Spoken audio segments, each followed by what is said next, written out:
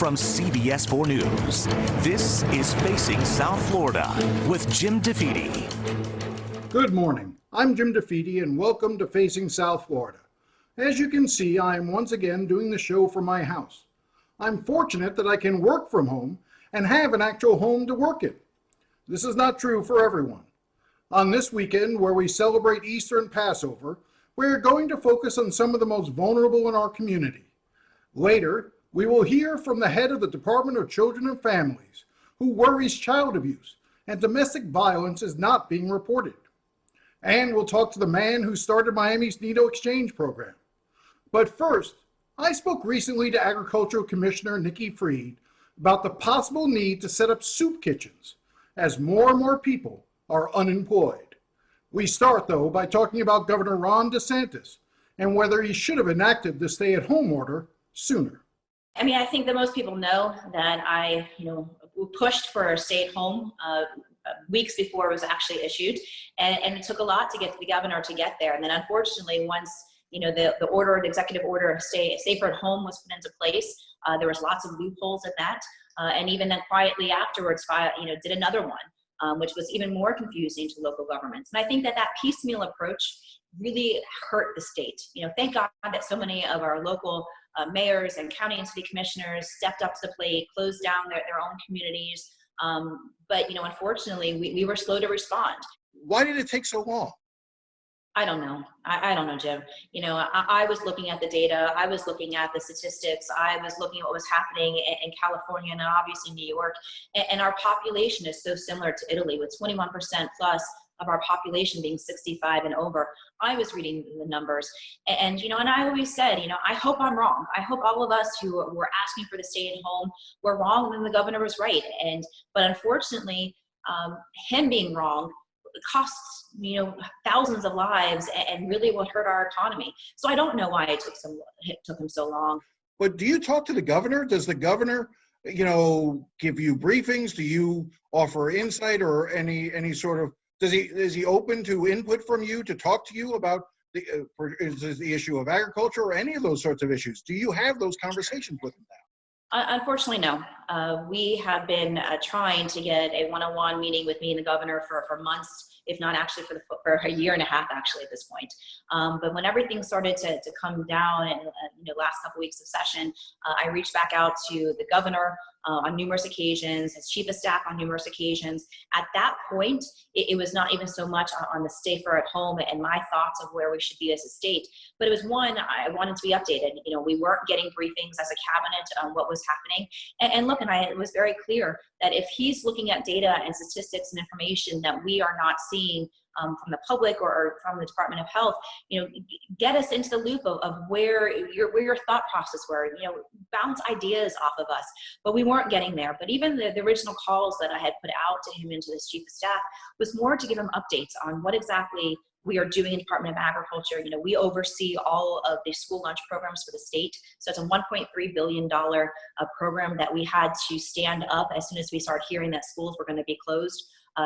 All the feeding programs across the state, all the food banks, all of those issues, agriculture obviously being the second economic driver of our state, and when tourism collapses, it's going to become the first. So I was trying to give them updates on what is happening with our food supply, what's happening in agriculture, what's happening with some of these feeding programs, and unfortunately, there has been no communication between the governor and myself or anybody else from his team. Agriculture is struggling. To be honest, everybody's seeing those pictures across not only just the state of Florida, but across the country of gallons of milk having to be poured out, fruits and vegetables having to be plowed out and plowed under because either one, they don't have potentially the workforce, or two, there's no place for them to deliver the food. That between most of our restaurants being closed, and even if they're not closed, they've significantly reduced their orders because they don't have dine-in. You have the entire cruise line industry not operating, where so many of our local farmers were providing resources and food right to the cruises, and Disney as well. So many of our local farmers provided food to Disney. So with those markets closed, they're struggling. That notion of farmers having to plow under their fields because they don't either have the labor to harvest the product, or a market to sell it in because of the restaurant closings, the cruise ships, all those sorts of things, comes at a time when Well, you spoke earlier about how you're confident that children should not be going hungry now. I think that there is a concern, though, that given the high unemployment rate, given the problems that we're seeing, we're going to see people who were on the edge before probably start going hungry. I don't know. Again, that tends to be more into the Department of Children and Families. But at the same time, I don't know what you're able to do to sort of alleviate this. How concerned are you that we are going to be seeing Florida families not be able to put as much food or food on the table that they need to do to survive themselves? This is a big concern, and I've had long conversations with Director Moskowitz about how to make sure that we are preparing for, we are ready and all of our numbers are through the summer as far as our children, our food banks, where we are completely prepared. And so now we're starting to think through what does a September, October, November, December look like, where the federal dollars and the stimulus packages are done. All the money that we are going to get from all of our feeding programs have been now back to some normal appropriation and not some extra dollars. What happens then? And so those are things that we're starting to think through and working with a lot of our restaurants, trying to find ways that if we need to use state dollars or FEMA dollars at that point, getting some of our big, whether it's Disney, some of our big restaurants that have banquet halls, or even our hotels that have banquet kitchens, and unfortunately turning them into soup kitchens.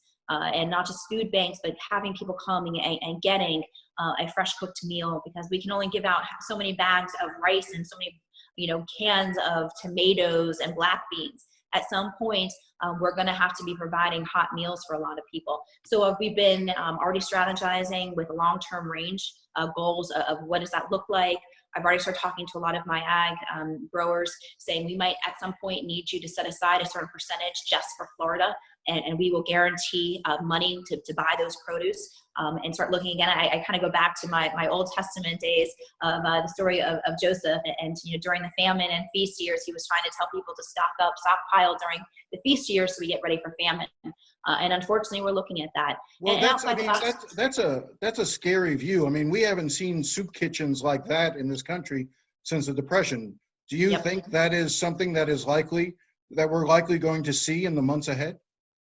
Unfortunately, in the state of Florida, where so much of our state is reliant on hospitality and tourism, that if we can't jumpstart our economy, which is why I was calling for the stay-at-home order so much earlier, because the quicker we're able to beat this disease, the quicker we can get our economy back up and running. Because people aren't going to travel to the state of Florida if they believe that we still have a pandemic rampant throughout our entire state and don't have the hospitals to deal with it.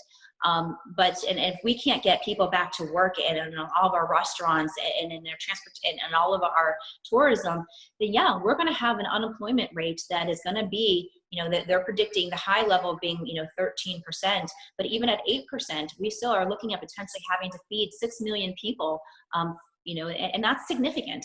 And so it's going to take all of us coming together, public-private partnerships, all hands on deck. I was even talking with some people this week too, at some point, maybe having to also give out seeds and teaching people how to grow.